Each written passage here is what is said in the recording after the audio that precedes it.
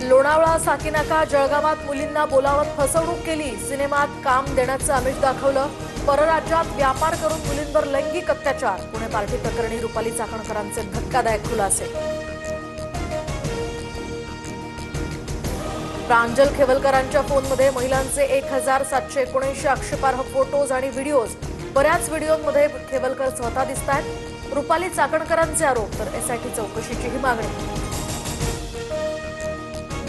माझ्या जावायानं तसे उद्योग केले असल्यास फाशी लावा, मात्र रुपाली चाकणकरांनी पुराव्यांशिवाय बोलू नये। पोलिसांकडे कोणत्याही महिलांची तक्रार आलेली नाही। मुलींची तस्करी होत असल्याचा दावा एकनाथ खडसेंनी फेटाळला।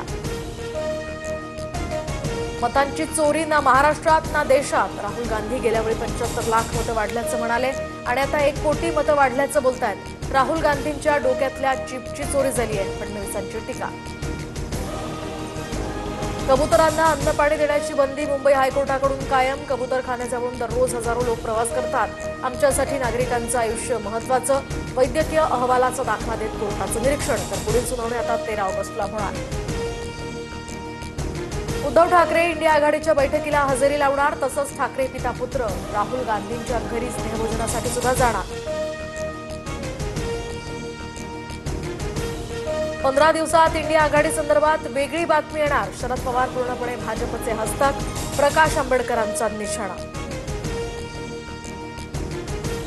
खालिद का शिवाजी या चित्रपटाच्या दिग्दर्शकांना सेन्सॉर बोर्डाची नोटीस। हिंदुत्ववादी संघटनांच्या आक्षेपानंतर आता उद्याचं प्रदर्शन थांबवलं। कास चित्रपट महोत्सवात जाण्यापासून सुद्धा अडवलं। जम्मू काश्मीरच्या उधमपूरमध्ये सीआरपीएफ जवानांचा ट्रक 200 फूट खोल दरीत कोसळला। दुर्घटनेमध्ये 3 जवानांचा मृत्यू तर 16 जवान जखमी। जखमींवर सध्या उधमपूरच्या कमांड हॉस्पिटलमध्ये उपचार सुरू आहेत। वैयक्तिक किंमत मोजावी लागली तरी चालेल, पण शेतकरी, पशुपालक आणि मच्छीमारांच्या हिताशी कुठलीही तडजोड केली जाणार नाही।